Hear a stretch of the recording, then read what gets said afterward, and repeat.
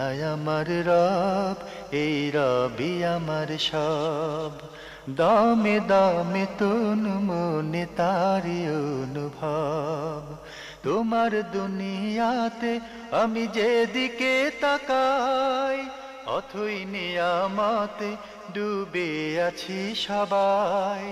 পাক পাখালির গানে শুনি তসবিহ কলো রব, তসবিহ কলো রব। আল্লাহ আমার রব, এই রবি আমার। আসসালামু আলাইকুম, আলহামদুলিল্লাহ, আসসালাতু ওয়াসসালামু আলা রাসূলিল্লাহ। প্রিয় দর্শক, আপনারা যারা দেশে আছেন প্রবাসে, সবাইকে জানাই অনেক অনেক প্রীতি ও শুভেচ্ছা। শুরু হলো এনটিভি আয়োজিত অনুষ্ঠান আপনার জিজ্ঞাসা। আপনাদের সাথে আছে আমি জয়নুল আবেদিন আজাদ। আর আপনাদের মনে জাগা প্রশ্নের জিজ্ঞাসার জবাব দিচ্ছেন বিশিষ্ট আলেম ডক্টর মোহাম্মদ সাইফুল্লাহ। আসসালামু আলাইকুম ওয়া রাহমাতুল্লাহি ওয়া বারাকাতুহু। প্রিয় দর্শক, চলুন তাহলে জিজ্ঞাসার জগতে। শুরুতে একটি ইমেল, এটি পাঠিয়েছেন মোহাম্মদ মাহবুব হোসেন, কুড়িগ্রাম সদর, কুড়িগ্রাম থেকে। লিখেছেন, শরীয়ত এবং মারফত কি? ধন্যবাদ, খুবই গুরুত্বপূর্ণ প্রশ্ন করেছেন। শরীয়ত শারউন শব্দ থেকে, শারআতুন শব্দ থেকে এর উৎপত্তি হয়েছে, ডিরাইভড হয়েছে। এর অর্থ হচ্ছে প্রশস্ত রাস্তা অথবা অবতরণের ঘাট। কোনো ঘাটে মানুষ যখন অবতরণ করে এটাকে শরিয়া বলা হয়ে থাকে। যেই জায়গায় মানুষ অবতরণ করে সেটা হচ্ছে শরিয়া। যে রাস্তায় মানুষ একেবারে নির্দ্বিধায় সোজা চলতে পারে, এটা হচ্ছে শরিয়া। আর এর প্রকৃত পরিচয় হচ্ছে শরীয়তের, সেটা হলো ইসলামের বিধিবিধান, আহকামগুলো, যেগুলো দ্বীন হিসেবে ইসলামকে মেনে নেওয়ার জন্য মানুষকে পরিপালন করতে আল্লাহ তাআলা নির্দেশ দিয়েছেন, এগুলোকে শরিয়া বলা হয়ে থাকে। এগুলো হচ্ছে শরিয়া। তো আর মারিফত হচ্ছে জানার নাম। মারিফত হচ্ছে কোনো কিছু জানার নাম। যে কোনো একটা বিষয় সম্পর্কে জ্ঞান অর্জন করা হচ্ছে মারিফা। এই দুটি হলো মানে এর শাব্দিক এবং পারিভাষিক বিশ্লেষণ। এটাই হচ্ছে ইসলামের মৌলিক কথা। মারিফত শব্দকে কেউ কেউ প্রয়োগ করেছেন, মারিফত বলতে আল্লাহ রাব্বুল আলামিনের মারিফতকে, মারিফত বিল্লাহ, আল্লাহ তাআলার পরিচয় লাভ করাকে। সেটা হচ্ছে আল্লাহ রাব্বুল আলামিন তাওহীদ, আল্লাহ তাআলা একত্ববাদ। এই একত্ববাদের মৌলিক বিষয় হচ্ছে তিনটি: আল্লাহ তাআলার রুবুবিয়ত সম্পর্কে, তার উলুহিয়ত সম্পর্কে, তার আসমা এবং সিফাত সম্পর্কে জ্ঞান অর্জন করা। আল্লাহ রাব্বুল আলামিনের তাওহীদ রুবুবিয়ত হচ্ছে তিনি যে আমাদের রব, তিনি যে আমাদের মানে খালেক, মালিক, এবং তিনি যে আমাদের সব কিছু নিয়ন্ত্রণ করেন, এই ক্ষমতার যে আল্লাহ রাব্বুল আলামিন একচ্ছত্র অধিকারী, এই বিষয়গুলোকে মানে রুবুবিয়তের বিষয় বলা হয় থাকে। সেগুলোর ক্ষেত্রে উলুহিয়ত হচ্ছে ইবাদতের ক্ষেত্রে, বান্দার যত হক আছে সেগুলোর ক্ষেত্রে আল্লাহ তাআলাকে একক অদ্বিতীয় সাব্যস্ত করা। আর আল্লাহ রাব্বুল আলামিনের নাম এবং গুণাবলী যেগুলো আছে সেগুলোকে যথাযথভাবে সাব্যস্ত করা, এগুলো সম্পর্কে যথাযথ জ্ঞান অর্জন করা, এটাকে কেউ কেউ মারিফত বলেছেন। এবং এটা মারিফত এক সময় মারিফত হিসেবে পরিচিতি লাভ করেছিল। যখন বিকৃত কিছু থট, চিন্তা মুসলিম সমাজের মধ্যে গ্রো করলো, সেই বিকৃত একটি চিন্তার নাম হচ্ছে সুফিজম, সুফি চিন্তাধারা। সুফিজমের চিন্তাধারায় একদল লোক মানে শরীয়ত বলতে তারা মনে করে থাকে যে শরীয়ত হচ্ছে বাহ্যিক এবং লৌকিক যে সমস্ত মানে কাজকর্ম আছে সেগুলো, আর মারিফত হচ্ছে যেগুলো অদৃশ্য, মানে যেগুলো দৃশ্যমান নয়, এমন কিছু অসাধারণ কাজের, এমন কিছু অসাধারণ কাজের নাম হচ্ছে মারিফত। এমন কিছু অসাধারণ কাজের নাম হচ্ছে মারিফত। এবং তারা এই ধারণা করে থাকে যে মানে কিছু কাজ হচ্ছে জাহিরি কাজ আর কিছু কাজ হচ্ছে বাতিনি কাজ, তাদের ধারণা অনুযায়ী। যদিও এটা ইসলামের মধ্যে এর কোনো সামান্যতম কোনো স্থান নেই। জাহিরি কাজগুলো কি? জাহিরি কাজগুলো হচ্ছে তাদের মধ্যে এই যে নামাজ, রোজা, হজ, যাকাত ইত্যাদি, যেগুলো আমরা আসলে ইসলাম, যেগুলোকে ইসলাম বলা হয়েছে, সেগুলো কি তারা বলেছে জাহিরি কাজ। আর বাতিনি কাজ তাদের কাছে কি? বাতিনি কাজ হচ্ছে তাদের কাছে তাদের যারা এই ইজমে মানে এই তরিকতের ইজম যেটা আছে, এই ইজমে যারা বিশ্বাসী তাদের সাথে মানে তাদের ভক্ত হওয়া, অনুরক্ত হওয়া, তাদের তো সামুদি করা, তাদের পাঁচ আটা ইত্যাদি ইত্যাদি, মানে যেগুলো করা হয়ে থাকে। তো এগুলোকে তারা বলেছে মারিফত। এই যে বক্তব্য, এই বক্তব্য একেবারেই ভিত্তিহীন। কারণ প্রত্যেকটি বক্তব্য ইসলামের নামে যদি দিতে হয় তাহলে অবশ্যই ইসলাম হচ্ছে ইলমের নাম, ইসলাম হচ্ছে জ্ঞানের নাম। ইসলামের প্রত্যেকটি বক্তব্য জ্ঞানদীপ্ত এবং ওহির মাধ্যমে আল্লাহ রাব্বুল আলামিনের পক্ষ থেকে অবতীর্ণ। সুতরাং এখানে আন্দাজে বললেই মানে কোনো কিছু প্রমাণিত হবে না, আন্দাজ দিয়ে কোনো কিছু বলার সুযোগ নেই। তাই মানে মারিফত যদি প্রমাণ করতে হয়, মারিফতের কোনো এস্টাবলিশমেন্ট থাকে যে এটাকে মারিফত বলা হয়েছে, অবশ্যই রাসূল সাল্লাল্লাহু আলাইহি ওয়াসাল্লামের বক্তব্য দিয়েই সেটাকে কী করতে হবে, প্রমাণ করতে হবে।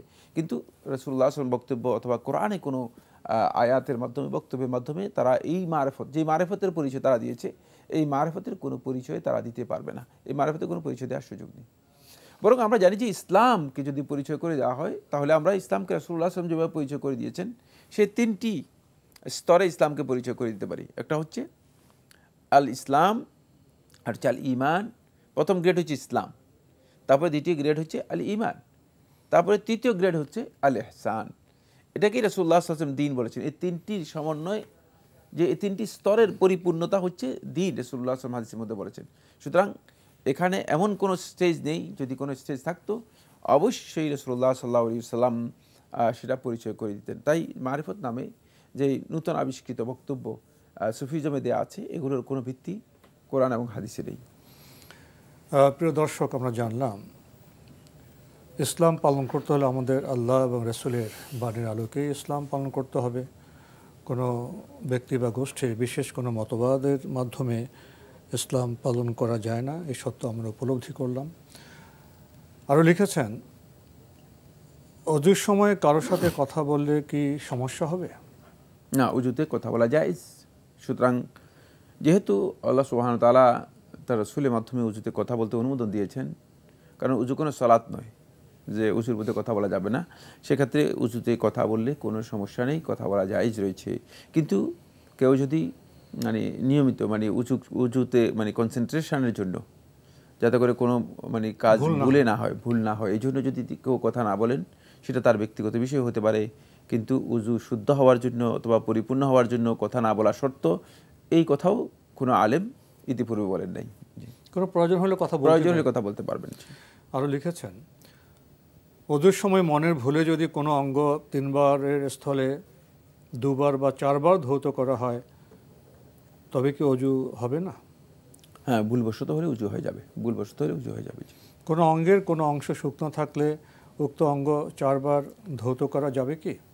শুকনো থাকলে তো ধৌত করতেই হবে, যাবে কি নয়, ভুলে তো অবশ্যই শুকনা নিশ্চিত যদি হন যে শুকনা দৃশ্যমান হতে হবে, দৃশ্যমান মানে সন্দেহজনক করে চলবে না, যদি দৃশ্যমান হয়ে থাকে তাহলে অবশ্যই ধুইতে হবে, সেটা 4 বার হলে ধুইতে হবে। জি, প্রশ্ন করেছেন, কাপড়ের উপর দিয়ে গোপন অঙ্গ স্পর্শ করলে অজু যাবে কি? না, কাপড়ের উপর দিয়ে হলে অজু নষ্ট হবে না, এটাই বিশুদ্ধ বক্তব্য। লিখেছেন, টুপি মাথায় রেখে পেশাব বা পায়খানা করা যাবে কি? টুপি মাথায় রেখে পেশাব পায়খানা করতে কোনো ধরনের বাধা নেই, এবং মানে টুপি মাথায় দিয়ে পেশাব পায়খানা করতে হবে এই ধরনের কোনো বক্তব্য নেই। দুইটাই বলে দিলাম, কারণ আমাদের সমাজে এবং ব্যাপকভাবে ইসলামের নামে মিথ্যাচার এবং ইসলামের নামে কিছু, এটাকে বলা হয় তাকে কুসংস্কার রয়েছে, যে কুসংস্কারগুলো সমাজের রন্ধ্রে রন্ধ্রে একেবারে ছেয়ে গিয়েছে, যেগুলো থেকে মানুষ বের হতে পারতেছে না। যেমন এখনও জ্ঞানের এই যুগে, মানে যেখানে মানুষ ডিজিটাল যুগ বলছে, মানে এই ধরনের প্রশ্ন আসতে পারে যে টুপি মাথায় দিয়ে পেশাব পায়খানা করা যাবে কিনা। আবার আরেকজন প্রশ্ন করেন যে টুপি ছাড়া পেশাব পায়খানা করা যাবে কিনা। এই ধরনের প্রশ্নের কোনো ভিত্তি এখন আর নেই, এটা জ্ঞানের যুগ চলছে। খুব স্বাভাবিক প্রশ্ন মনে হয় না। আমরা জানলাম বিষয়গুলি সম্পর্কে। প্রিয় দর্শক, আরও প্রশ্ন করেছেন, নামাজরত অবস্থায় মশা তাড়ানো বা মারা যাবে কি?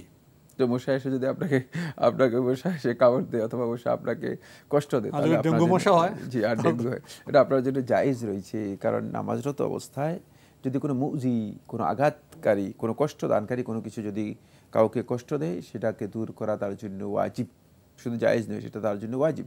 সাপ আসতে তাকে মানে সাপে কি দংশন করতে পারে, যদি এই ধরনের আশঙ্কা থাকে তাহলে সাপকে মারা তার জন্য ওয়াজিব হয়ে যাবে। কারণ নামাজরত অবস্থায় এগুলো জায়েজ রয়েছে। তখন তো নামাজ ভেঙে তো সাপ মারলেন, ভাঙ্গার কোনো কিছু নেই, ভাঙলে তো নামাজ নষ্ট করে দিল। নামাজ তিনি ওটা মারে তারপর নামাজ আবার শুরু করবেন।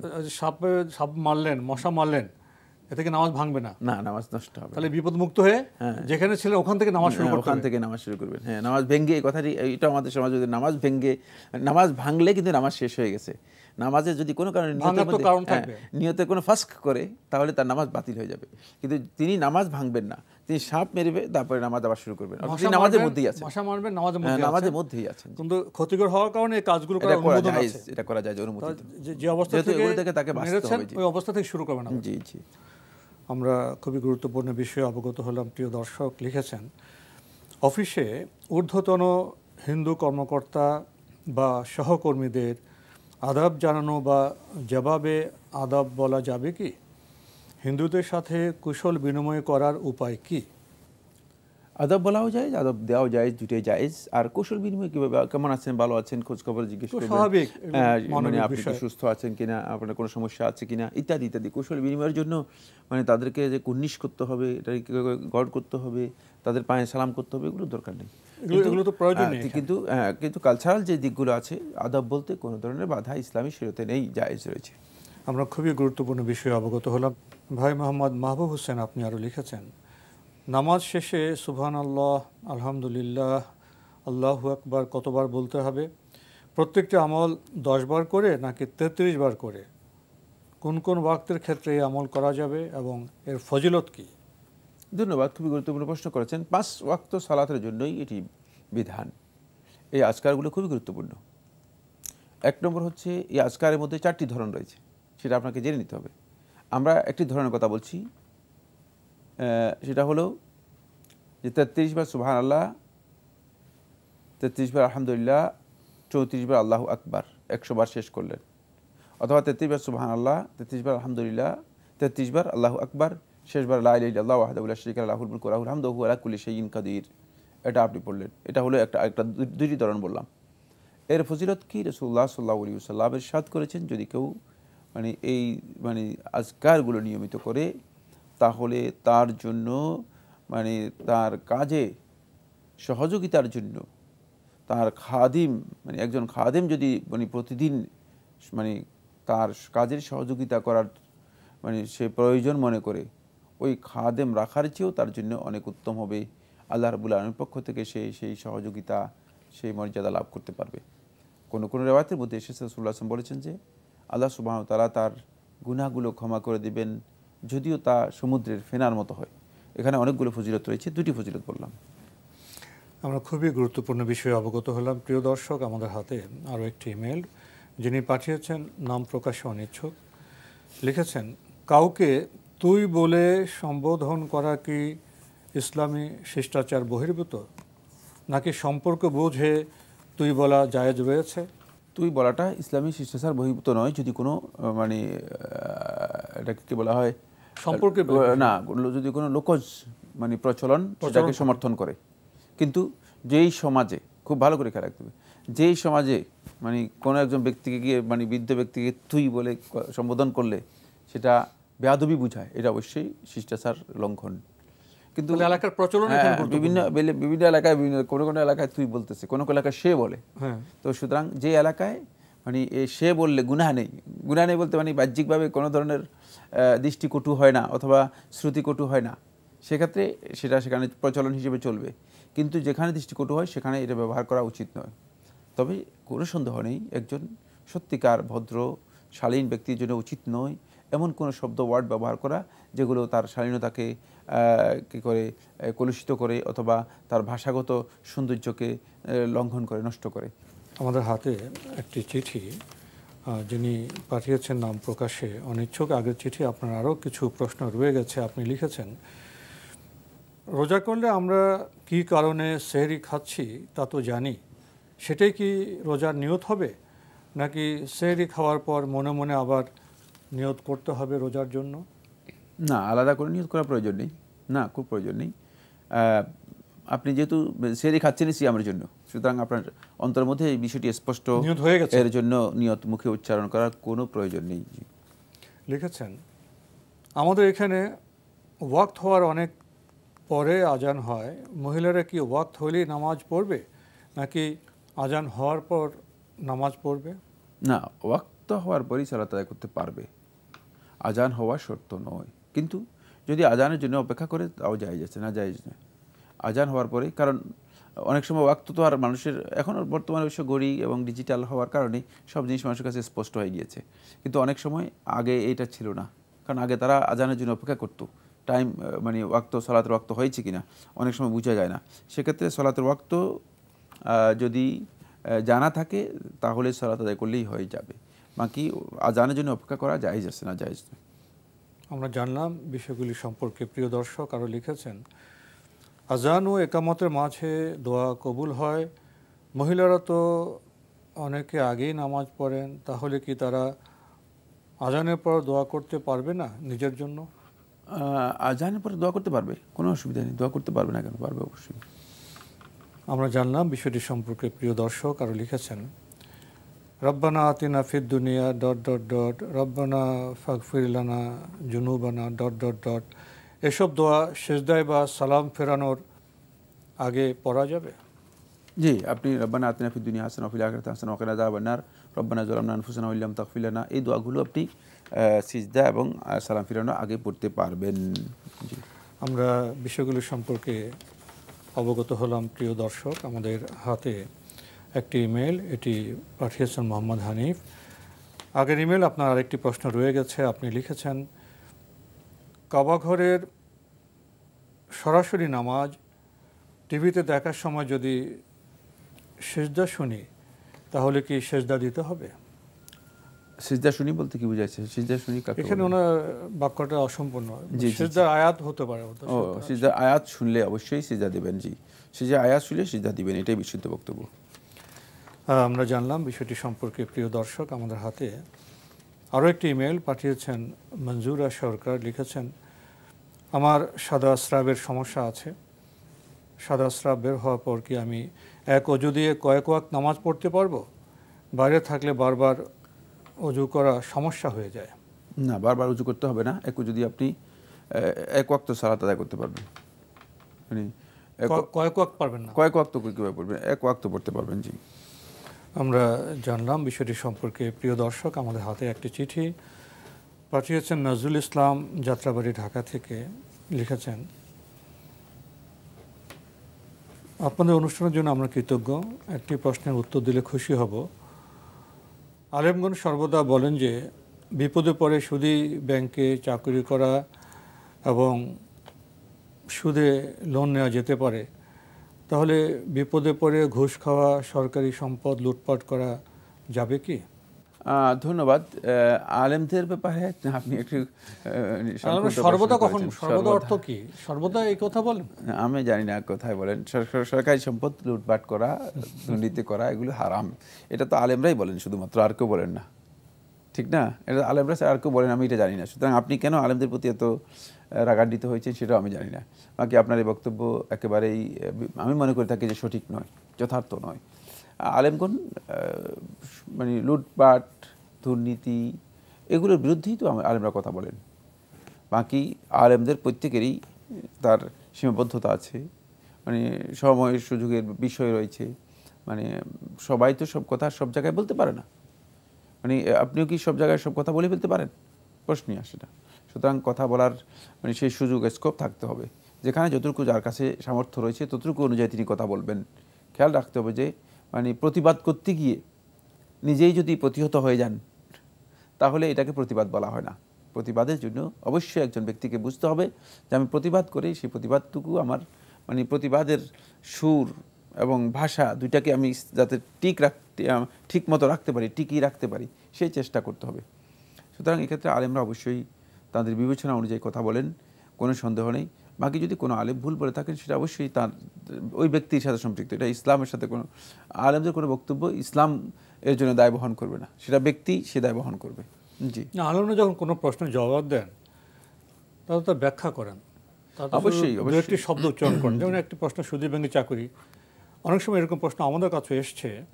কোনো ভদ্রলোক সুদী ব্যাংকে কাজ করছেন, এখন ইসলাম সম্পর্কে পাঠনের কারণে তার মধ্যে একটা উপলব্ধি জেগেছে এই ব্যাংকে বোধহয় চাকরি করা ঠিক নয়। পাশাপাশি সমস্যা, তার ঘর সংসার আছে, সন্তানরা আছে। তখন প্রশ্ন করেন, আমি তখন সুদী ব্যাংকে কর্মরত আছি, তো আমি তো এটা ঠিক মনে করছি না, আমি এখন কী করব?